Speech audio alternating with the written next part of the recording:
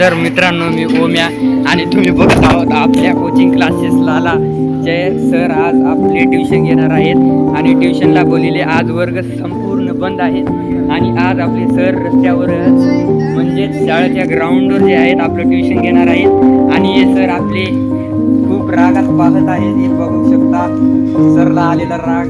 ही आमची ट्युशनची मंडळी, हे बघा चिलेपिले लेकरं.